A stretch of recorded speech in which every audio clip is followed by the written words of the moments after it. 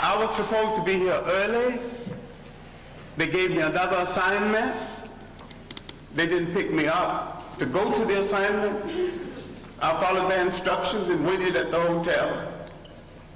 I would love to be here when I can be more fully in depth on this subject, because there's a whole lot of illusions about Africa's relationship with other people in the world. There's a whole lot of illusion about our relationship to the religions in the world. And these belief systems that had its origin in Africa, all of them, and there is no exception, turned on African people. I said there is no exception. And there's one thing you have to get through your mind and keep it.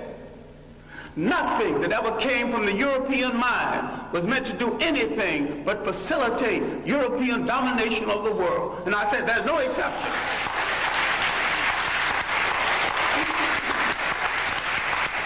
Everything that was brought into this continent, everything, every idea, every so-called religion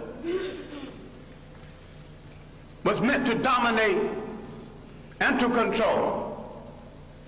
The Arabs had no illusions about it. The Europeans had no illusions about it. You were the ones with the illusions. And yet every element that went into the making of every major religion in the world started in Africa.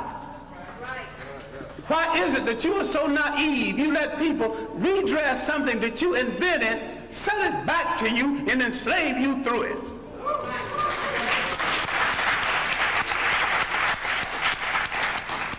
I'm saying that all organized present religions are male chauvinist murder cults. And I say there is no exception.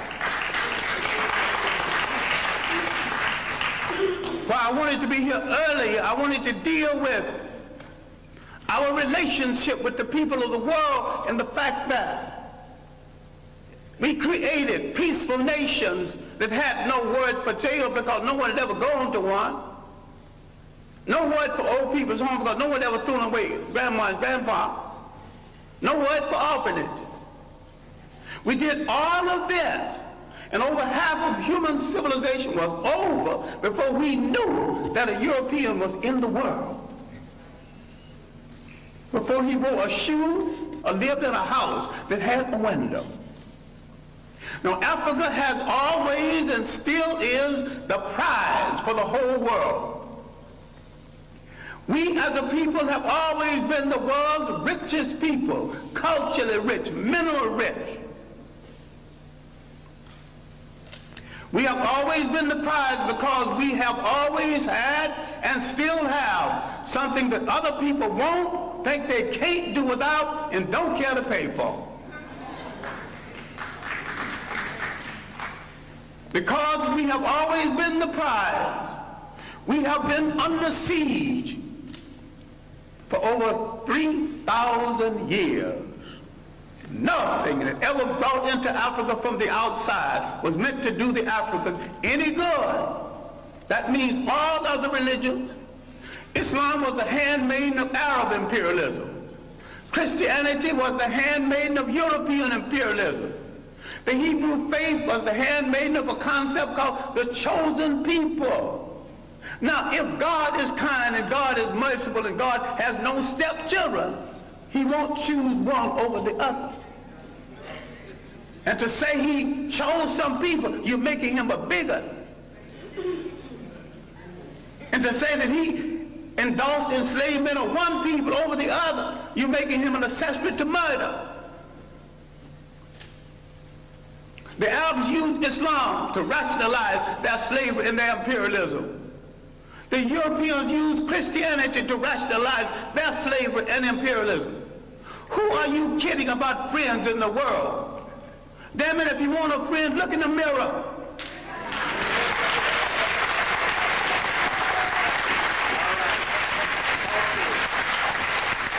There's 1 billion African people on the face of this earth. Why are you buying third-rate junk from third-rate people thinking you can't make it? Why don't you at least make a safety pin to hold your child's diaper together? Teach. Who has programmed your mind into thinking you can't make a car? The first man that made a car, they had never seen one previously.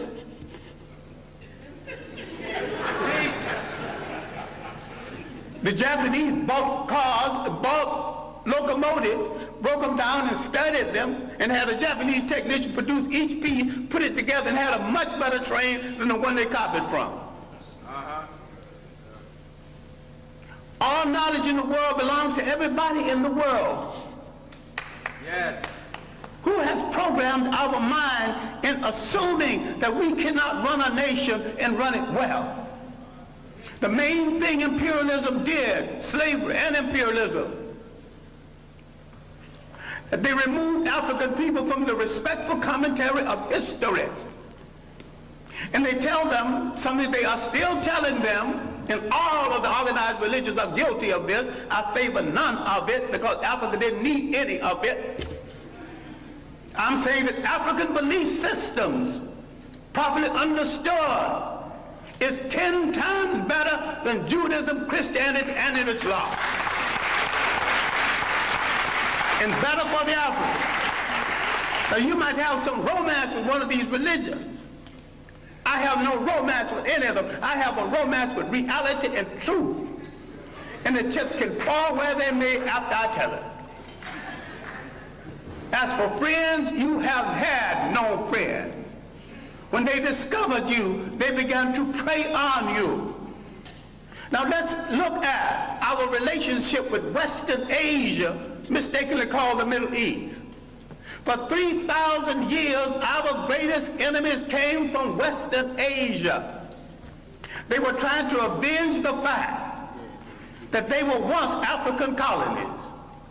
You read a book called When Egypt Ruled the East, and you get some of the basic information on this.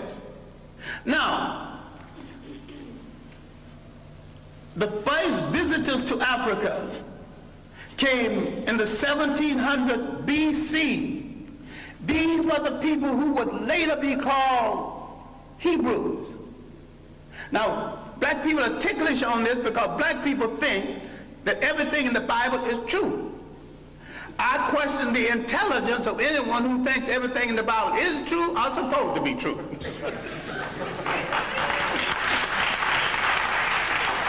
It's allegory, stories told to illustrate a point at a time when there were very few people reading books. And most of what went into the making of the Bible was copied from Egyptian texts. Now, if you want to get so dewy-eyed over the Bible, which is a carbon copy of a carbon copy, why don't you go back and read the original Egyptian text?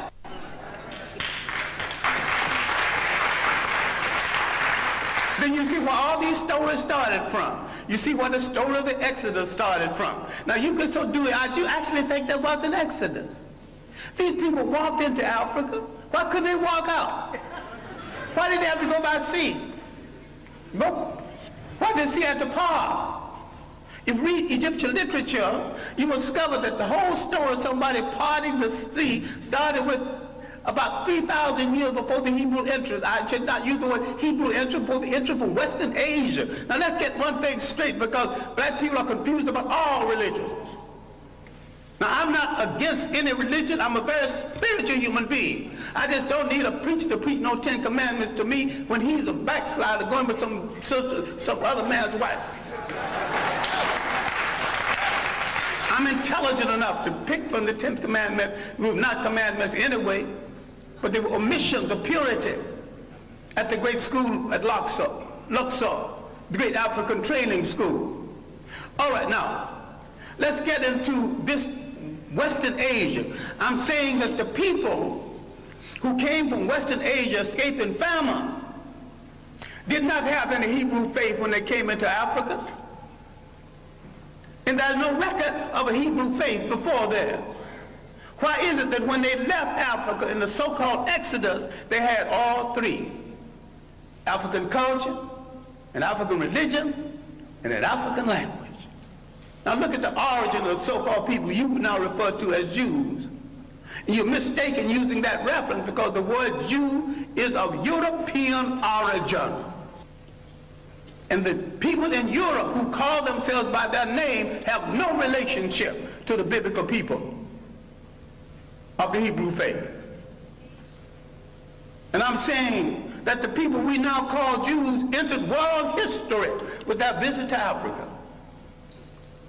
And when Africa was invaded, 1675 BC, instead of joining the Africans who had been their beneficiary and saved them from starvation, they joined the enemies of Africa. No one has ever returned any favors to us. As a people, we have always been hospitable to strangers, mostly the wrong strangers.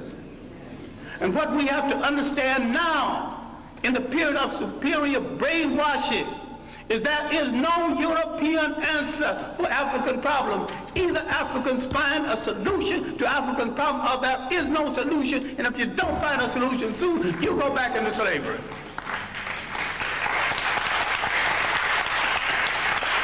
We have to stop all of this nonsense about who belongs to what religion when all of them were imposed on us in the first place. We stop all this fight between Muslims and Christians when neither one of the religions are doing them any good or moving them toward independence. All of them are handmaids of conquerors. All of them are religions of conquerors. We were naive when we accepted their interpretation of something that we had all along. I'm saying we need to take a good look at ourselves. I'm not talking about burning churches. I'm not talking about getting rid of religions. Understand me well. I am saying that every single thing that touches your life, religious, socially, and politically, must be an instrument of your liberation, or you must throw it into the ash can of history.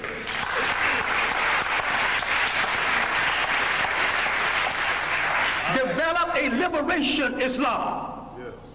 And if you develop a liberation Islam, you'd have to turn on the supreme slave traders who were in the slave trade 1,000 years before the Europeans, the Arabs. Yes. And most brothers who think they're Muslims are merely Arabists. Forerunners, vanguards of Arab propaganda. The Arabs are not above joining the Jews against black people. In America, they're already doing it in Detroit. In America, they're already doing it in real estate. You got some dewy-eyed thing that you got a friend. I still ask you to look at that mirror. And if nothing staring back at you is friendly, then you've got no friend. But this is why you start friends.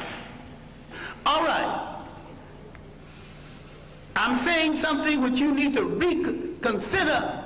I'm saying that everything that came into Africa, every people that came into Africa, did not come to do Africa any good.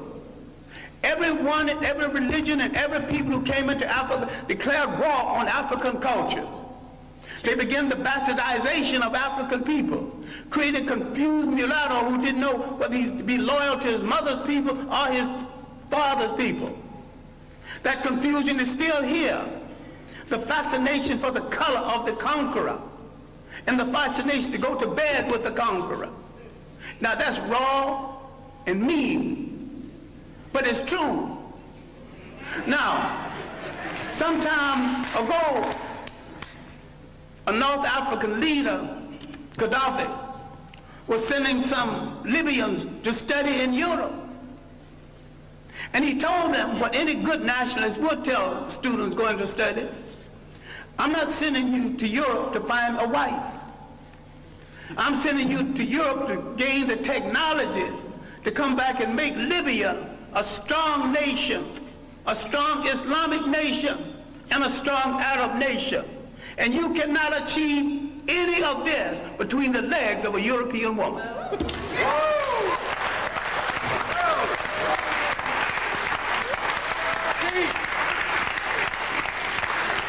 When is somebody going to get strong enough to tell Africans going to school, you're going to come back home and pair up with a sister.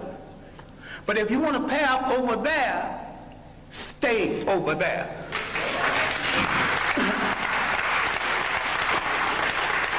Now, the one thing we have to look at, and I'm sorry, I'm going to have to conclude on this because I've left out a body of information.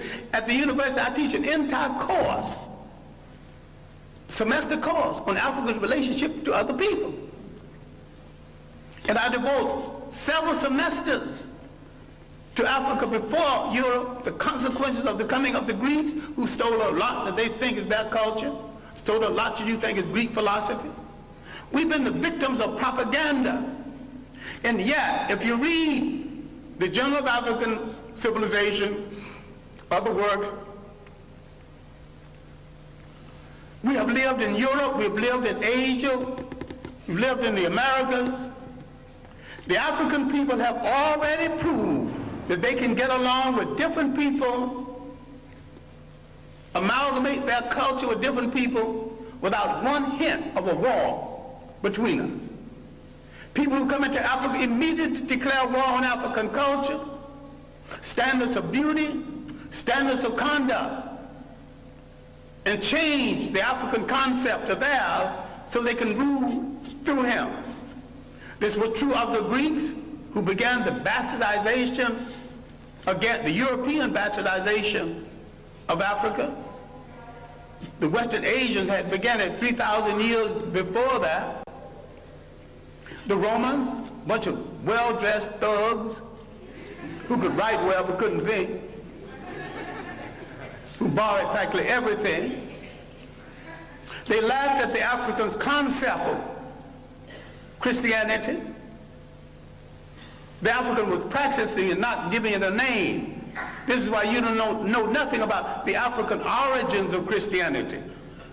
This is why a whole lot of people will not read Ben Yakinen's The African Origins of the Major Western Religions, Africa, Mother of Western Civilization, a Black Man of the Nile. Because he's telling it like it is, but you also will not read white radicals who identified Africa as the origin of the great religions of the world, especially Alvin Boyd Kuhn in his work, Who is This King of Glory? In Shadow of the 3rd Century. We have dealt with John Jackson, another radical black historian, with man, God, and civilization. We let some of our great scholars die in hunger, die wanting for friendship. Now, having devoted my greater portion of my life to scholarship and teaching and digging up information on African people and trying to make African people face reality, I have often said, a point that I wish you to consider, I didn't have to do it. I chose to do it, and if I had to do it over again, I would do it better. But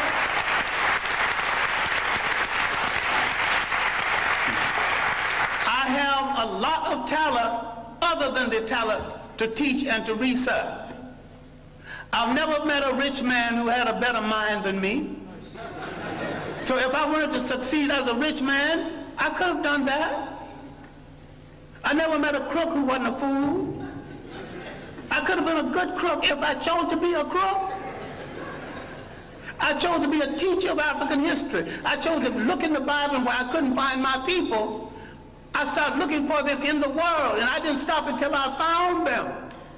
And I know why they are left out of the Bible. I know why all the angels are white.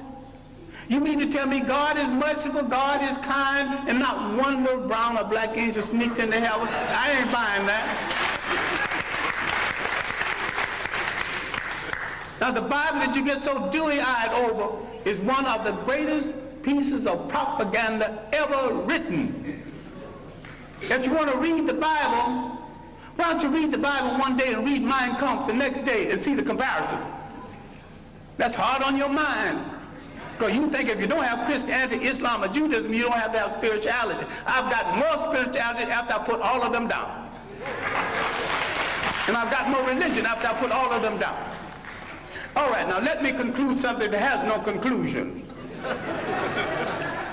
We have to look at the impact of Europeans on Africa. All impacts have been negative. The Romans laughed at the early African Christians. Finally, for political reasons, they stopped killing Christians and became Christians. I'm saying the Europeans became Christians for political reasons, as the Arabs became Muslim for political reasons, and as the so-called Jews became Hebrews for political reasons. People use organizations for political reasons, and what we get so dewy-eyed and think we're dealing with the truth. If you look at indigenous African belief systems, if you look at the idea when Africans had no churches of any consequence because these fools came here and said, this is the house of God, and the African looked at that church and said, if God who made the wind, the spring, made the ocean roar, and you're going to tell me he can fit into a little thing you call a church? That is no house of God.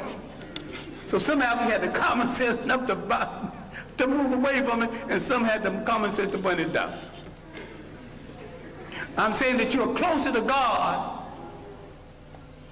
when the further way you get away from organized religions that are all handmaidens of conquest.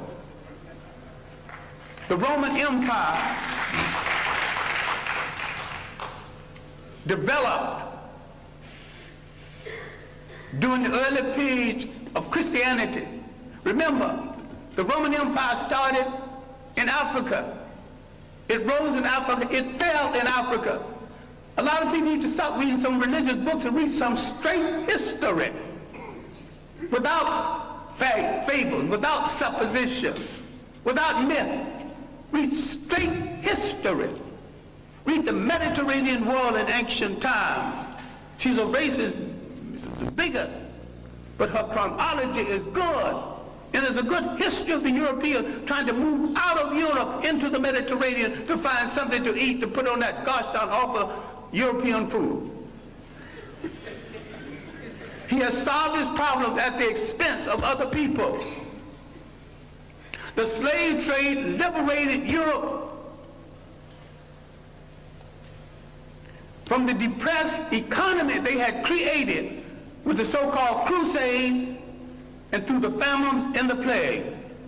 Europe always solves its problems by preying on people outside of Europe. They are in a position right now that they have betrayed true socialism, which was not of European origin in the first place.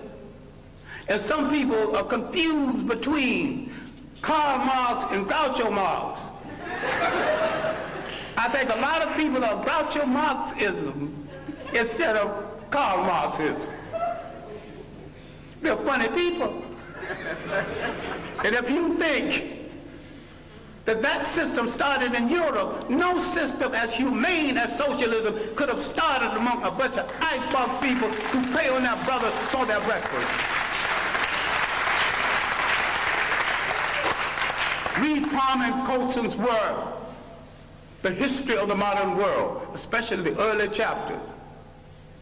Now, the evidence of Africans in the New World, the evidence of 1,000 years of civilization before slavery, all of this I'm not discussing because there is no time.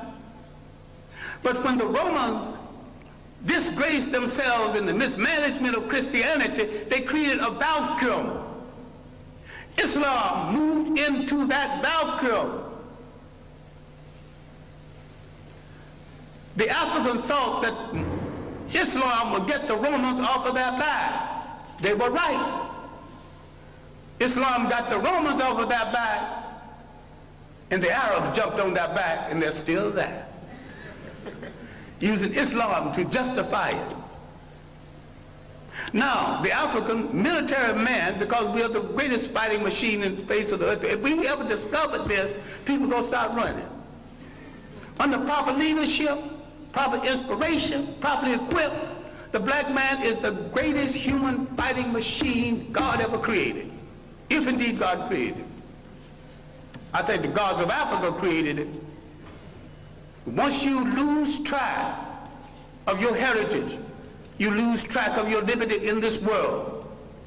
The Europeans doing the slave trade not only read the African out of history, they colonized history, they colonized information about history, they colonized image. They colonized the image of God. Who told you Christ was white? He was born in that part of the world predominantly occupied by non-European people. So you should not get into the argument about whether he's white. All you have to say, was he a Greek? No. Was he a Roman? No. But these were the only people partially white in the area at the time. If he wasn't a Greek, he wasn't a Roman, he was one of those other people. You don't have to argue about the shades of color. So far as you're concerned, once you establish he was not a Roman, he was not a Greek, your conversation is over.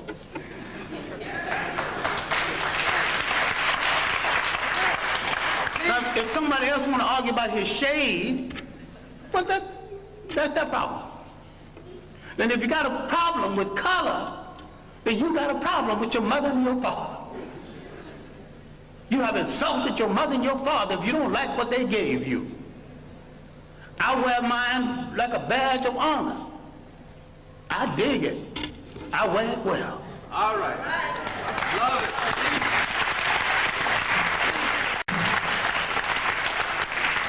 I'm saying in closing, and I am closing, that what you have to do is take a holistic look.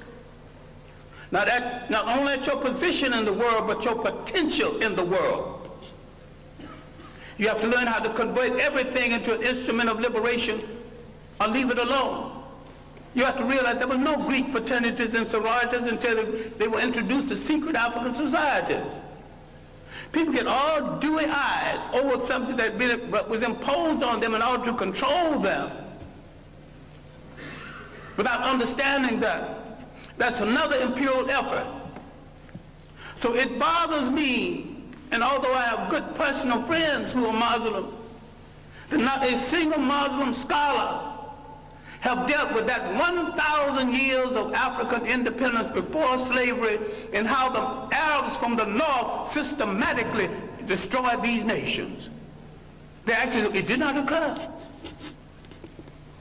1591, from Morocco, an army was launched against these great independent nations in inner West Africa. These were great states. And because of poor communication between African and African, there was enough armies in these states to march down to the coast and to drive every slave trader into the sea. But the communication between African and African was so poor. Even today, the East Africa is not too clear about what's happening in West Africa. And nobody knows what's happening in North Africa because the conspiracy to hold on to Africa is happening in South Africa and in North Africa. So the whites in South Africa willing to play a part, and the pseudo-whites in North Africa willing to play a part. In all this world, you have no friends. But if there are a billion of you on the face of this earth scattered all over the world, what do you need with a friend other than yourself? Why can't you turn inward on yourself and say, I will wear no clothes I don't produce. Start with your underwear. I wear no shoes that's not made by a brother. You're creating a shoe factory, employment at once. Start buying airplanes, break them down and study them, and later on make airplanes. What this whole thing is about is the restoration of confidence. It has been the role of these handmaidens of colonialism to destroy your confidence in yourself. You don't believe that you can look like a god. You don't believe a black father in your home is to some extent a god. That doesn't make the black woman less than a goddess. Because we produced the first human society that recognized and respected the female god. We produced the first human society that said you can't be a king unless you got a queen. You can't be a god unless you got a goddess. So you can see all of these social ills that people are defending now, none of it started in our countries. I defy anyone alive, and those who want to come alive, come back and prove me, I invite them too, to show me one single case of sexual deviance or maladjustment any place on the African continent before the coming of foreigners.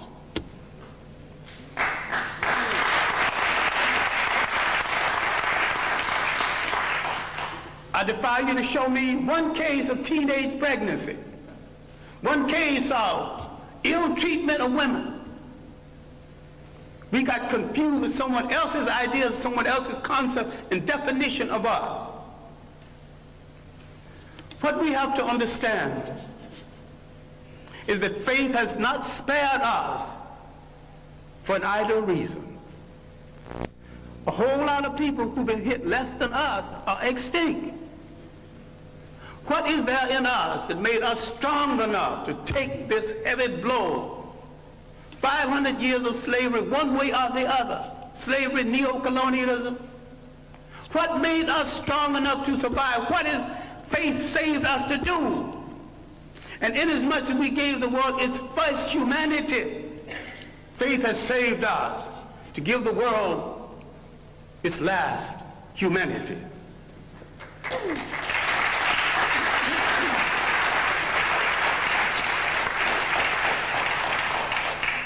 What we have to do is to believe it, to believe that we are worthy of it, and to believe that we are capable of it. What black studies should be about, what black religion should be about, is the restoration of the confidence. And the restoration of the confidence is we must rule the state again. There is not an imitation nation, not an independent nation in Africa or the Caribbean Islands. They're all imitation European states. And what we have to understand is that the nation state is stagnant. The African did not live in a nation state, he lived in a territorial state.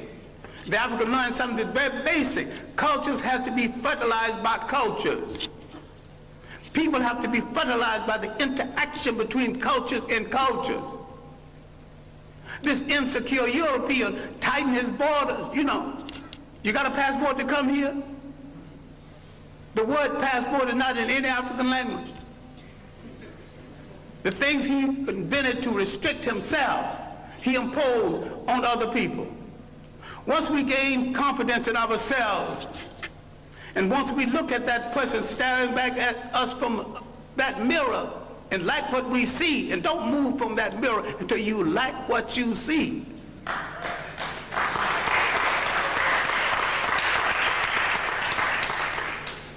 Then, in coordination with other African people throughout the world, we will give the world a new lease on life. We will turn to all of our people and not one part of them, because we came from a matrilineal society that respected women to the point that lineage came down to the female side.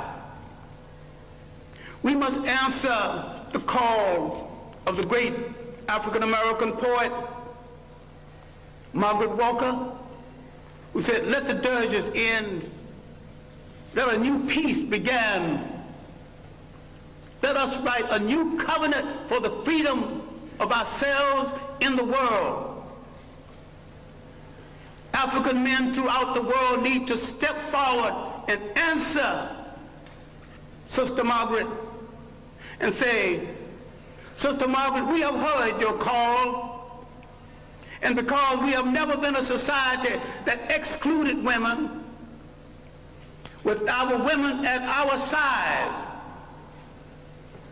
we are ready to pick up the challenge. We are ready to start a revolution that will change the world. We won't get ready tomorrow because tomorrow's things are left to tomorrow. We will start our revolution right now, and we will start it with ourselves." Thank you.